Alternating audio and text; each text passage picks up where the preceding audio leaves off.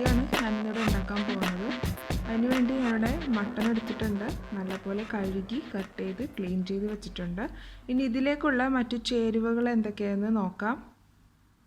കറിയാമ്പൂ ഒരു 5-6 എടുത്തിട്ടുണ്ട്. അതുപോലെ കുരുമുളകും, ഇനി 2 ബേ ലീഫ് വേണം, 2 പട്ട വേണം. ഉണക്കമുളക് നമുക്ക് ഇതിൽ നിന്ന് ഒരു 4 എണ്ണം മതി. 4 ടേബിൾ സ്പൂൺ കട്ട തൈര്. ഞാൻ ഈ ഒരു സവാളയാണ് എടുത്തേക്കുന്നത്. അതിൻ്റെ പേസ്റ്റാണ് നമുക്ക് ഈ കറിയിലേക്ക് ആവശ്യം. ഇനി വേണ്ടത് ഇഞ്ചി വെളുത്തുള്ളി പേസ്റ്റ്. അപ്പോൾ ഇഞ്ചി പേസ്റ്റ് 1 ടേബിൾ സ്പൂൺ, വെളുത്തുള്ളി 1 ടേബിൾ സ്പൂൺ. ഞാനിപ്പോൾ ഒരു ബൗളിലേക്ക് മിക്സ് ചെയ്ത് വെച്ചെന്നേ ഉള്ളൂ. ഇനി മസാലപ്പൊടി എന്തൊക്കെയാണെന്ന് വെച്ചാൽ മല്ലിപ്പൊടി ഒരു 2 ടേബിൾ സ്പൂൺ വേണം. മുളക് പൊടി 1 ടേബിൾ സ്പൂൺ. എരിവിനനുസരിച്ച് നിങ്ങൾ ചേർക്കുക.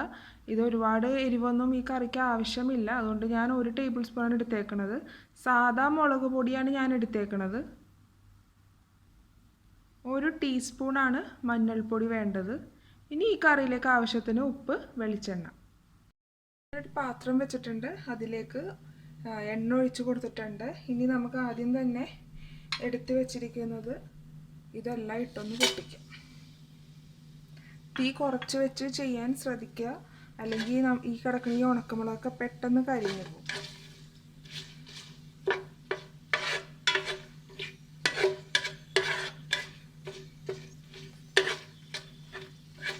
ഇതൊക്കെ ഒന്ന് ആയി വരട്ടെ, ഒന്ന് പൊട്ടിത്തുടങ്ങട്ടെ. ചെറുതായിട്ട് ഇങ്ങനെ സ്റ്റാർട്ട് ചെയ്തിട്ടുണ്ട്.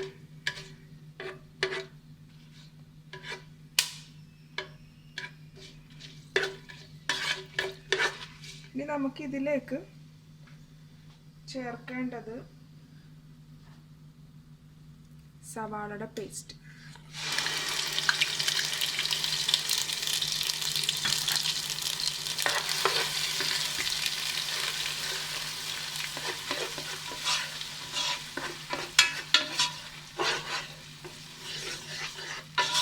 ഇതിൻ്റെ പച്ചമണമൊക്കെ മാറി ഒന്ന് ആയി വന്ന വരെ നമുക്കൊന്ന് വഴറ്റിയെടുക്കണം. ഇതൊക്കെ ഇടുമ്പോൾ നിങ്ങളൊന്ന് സൂക്ഷിക്കുക, കാര്യം ഇതിൽ നനവുള്ളതുകൊണ്ട് എണ്ണയിൽ പൊട്ടാൻ സാധ്യതയുണ്ട്. തീ കുറച്ച് വെച്ച് ചെയ്യുന്നതായിരിക്കും കൂടുതൽ നല്ലത്. ഇതിന്ന് നല്ലൊരു ഗോൾഡൻ കളർ ആവണ വരെ നമുക്കൊന്ന് വഴറ്റി കൊടുക്കാം.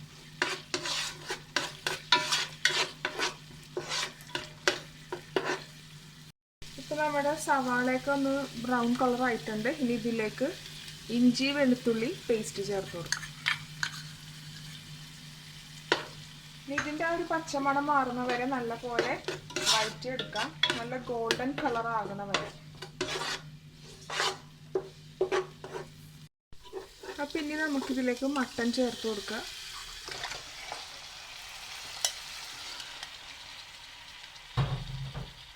മിക്സ് ചെയ്തെടുക്കുക. ഞാനൊരു വലിയ പാത്രമാണ് എടുത്തേക്കുന്നത് ഇത് ചെയ്യാൻ. ഇതൊന്ന് മിക്സ് ചെയ്യാനും പിടിക്കാനൊക്കെ നമുക്ക് കൈ വഴങ്ങണമെങ്കിൽ ഇച്ചിരി വലിപ്പമുള്ള പാത്രം എടുക്കണം.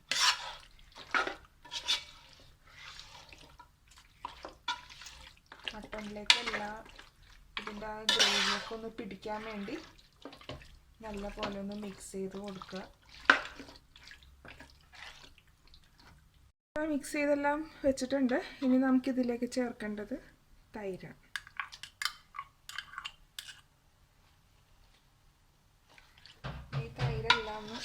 മട്ടണിലേക്ക് നല്ലപോലെ ഒന്ന് യോജിപ്പിച്ചെടുക്കാം.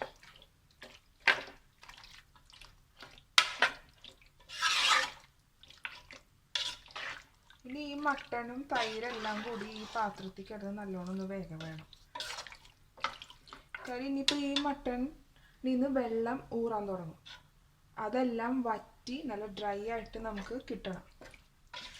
നമ്മളിപ്പോൾ ചേർത്ത് കൊടുത്തേക്കണം തൈരിൽ നിന്നൊക്കെ ആ മട്ടണിൽ നിന്ന് ആ വെള്ളം ഇറങ്ങുമ്പോൾ തന്നെ നിങ്ങൾക്ക് കാണാൻ സാധിക്കും.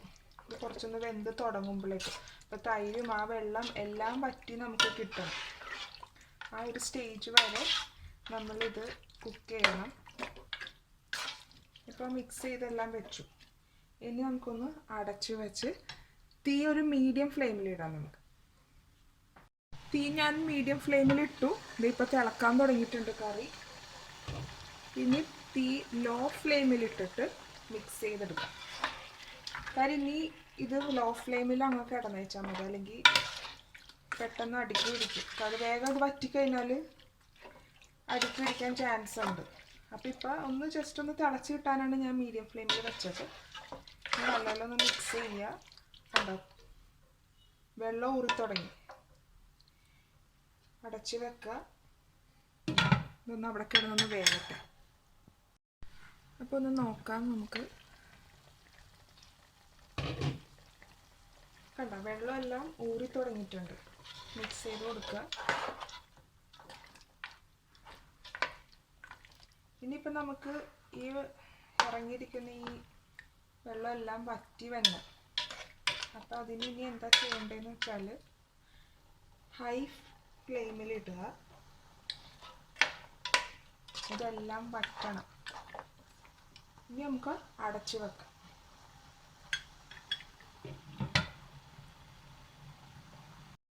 ഇടയ്ക്കിടയ്ക്കൊന്ന് തുറന്ന് നിങ്ങൾ ഇളക്കി കൊടുക്കാൻ ശ്രദ്ധിക്കണം. വെള്ളം ഒരുപാട് ഉണ്ടല്ലോ എന്ന് വിചാരിച്ച് നമ്മൾ ഹൈയിൽ വെച്ചിട്ട് വേറെ കാര്യത്തിനൊന്നും പോകരുത്. ഇപ്പോൾ കണ്ടോ, ഗ്രേവി എല്ലാം നല്ലപോലെ വറ്റി. ഇപ്പോൾ ചെറുതായിട്ട് മാത്രമേ ഉള്ളൂ ഗ്രേവി.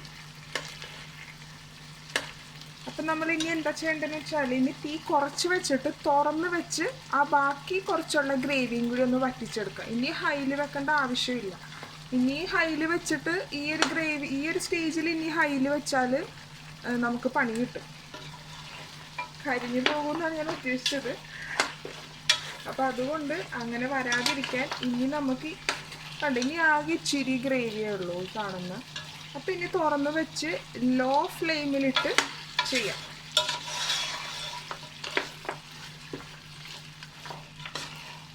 ഇത് പെട്ടെന്ന് തന്നെ അങ്ങ് വറ്റിപ്പിടിക്കും.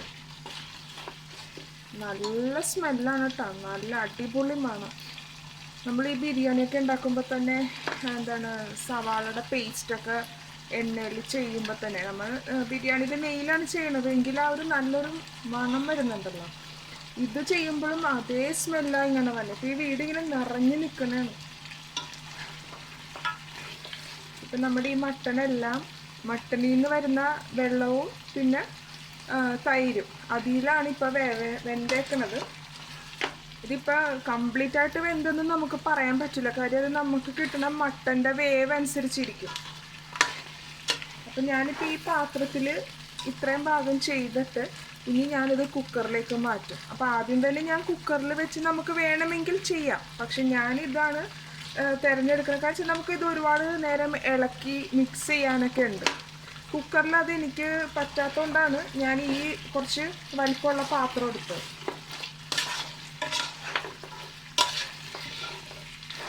നമ്മുടെ ഓരോരുത്തരുടെ സൗകര്യം അനുസരിച്ച് നമുക്ക് ചെയ്യാം. ഇത് നല്ലപോലെ വറ്റിയിട്ടുണ്ട്. ഇനി നമുക്കിതിലേക്ക് മസാലപ്പൊടികൾ ഓരോന്നായി ചേർക്കാം. ഇതിലേക്ക് ആദ്യം മല്ലിപ്പൊടി ചേർത്ത് കൊടുക്കാം. ഈ പൊട്ടണ പോലത്തെ ശബ്ദം കേൾക്കുന്നത് ഇനി കുറച്ച് വെള്ളമാണല്ലോ ഉള്ളത്, അതിൻ്റെയാണ് ആ ഒരു സൗണ്ട്. അപ്പം അതും നിങ്ങൾ ശ്രദ്ധിക്കുക, കാര്യം അത് പൊട്ടി നമ്മുടെ മേത്തേക്കും വീഴാൻ ചാൻസ് ഉണ്ട്. ഇനി മഞ്ഞൾപ്പൊടി,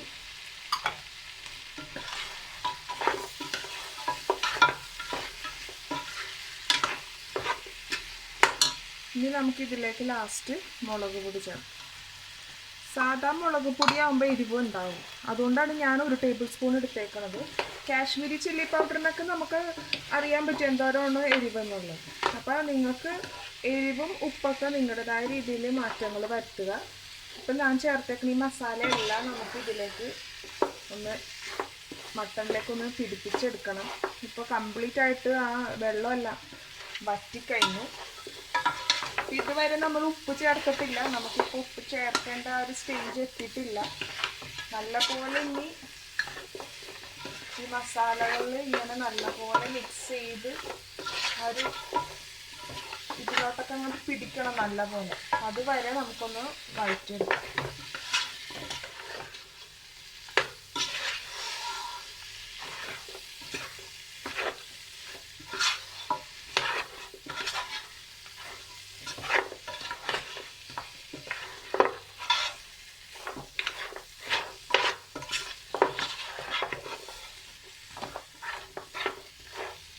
ഇപ്പോൾ ഈ മസാലകളെല്ലാം നല്ലപോലെ മിക്സ് ചെയ്ത് മട്ടണിലൊക്കെ പിടിച്ചിട്ടുണ്ട്.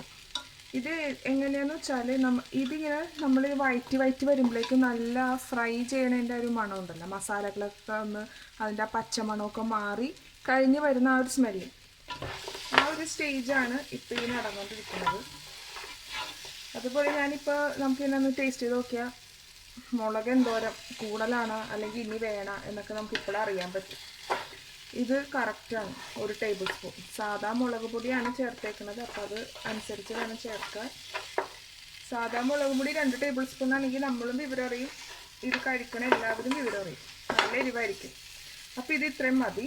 ഇനി ഞാൻ ചെയ്യാൻ പോണത് ഇനി ഞാൻ കുക്കറിലേക്ക് മാറ്റാൻ പോണേ. ഞാൻ ആ പാത്രത്തിൽ നിന്ന് മാറ്റി ഒരു കുക്കറിലേക്ക് മട്ടണെല്ലാം ചേർത്ത് കൊടുത്തു. എന്നിട്ട് ഈ മട്ടൺ വേവാൻ ആവശ്യത്തിന് ചൂടുവെള്ളം ഇപ്പോൾ ഇതിൽ ചേർത്ത് കൊടുത്തിട്ടുണ്ട്. അപ്പോൾ എല്ലാം നല്ലപോലെ മിക്സ് ചെയ്ത് വെച്ചിട്ടുണ്ട്. ഇനി നമുക്കിതിലേക്ക് ചേർക്കേണ്ടത് ഉപ്പാണ്. നമുക്കത് ചേർക്കാം. ഇപ്പോൾ ഞാൻ ഉപ്പെല്ലാം കൃത്യം ചേർത്ത് കൊടുത്തിട്ടുണ്ട്. ഞാനിപ്പോൾ വെള്ളം ചേർത്ത് കൊടുക്കാൻ കാര്യം, നമ്മൾ മട്ടണിൽ നിന്ന് ഇനി വെള്ളം ഇറങ്ങത്തില്ല. നമ്മൾ ഓൾറെഡി ആ ഇറങ്ങിയ വെള്ളത്തിനെ നേരത്തെ കേർഡിലൊക്കെ ഇട്ട് വറ്റിച്ചെടുത്തു. ഇനിയിപ്പോൾ മട്ടണിൽ നിന്ന് വെള്ളം ഇറങ്ങത്തില്ല. അപ്പോൾ ഇനി മട്ടൺ വെന്തിട്ടില്ലെങ്കിൽ, പെർഫെക്റ്റായിട്ട് വെന്തിട്ടില്ലെങ്കിൽ നമ്മളിനി വെള്ളം ചേർത്ത് ഇത്ര ആക്കിയിട്ട് ഇനി കുക്ക് ചെയ്യാൻ പോണത്. ഇതിപ്പോൾ നേർമയായിട്ട് മട്ടൺ വെന്തിട്ടുള്ളൂ. അതൊക്കെ നമുക്ക് കിട്ടണ മട്ടനെ ഡിപ്പെൻഡ് ചെയ്തിരിക്കും. അപ്പോൾ ഇത് ഇപ്പോൾ കംപ്ലീറ്റ് ആയിട്ട് ഇത് കുക്കായിട്ടില്ല. അതുകൊണ്ടാണ് ഞാനിപ്പോൾ കുക്കറിലേക്ക് ഇട്ട് ഇനി നല്ലപോലെ ഒന്ന് കുക്ക് ചെയ്തെടുക്കാൻ പോണേ. ആവി ഇപ്പോൾ പോയിട്ടുണ്ട്. നമുക്കിപ്പോൾ കുക്കറൊന്ന് തുറന്ന് നോക്കാം.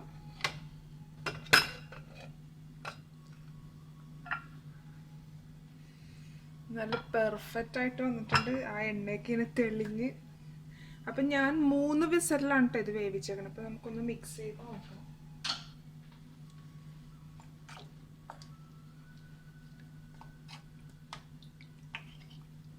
ഇതിൻ്റെ ഉപ്പൊക്കെ ഒന്ന് നോക്കട്ടെ.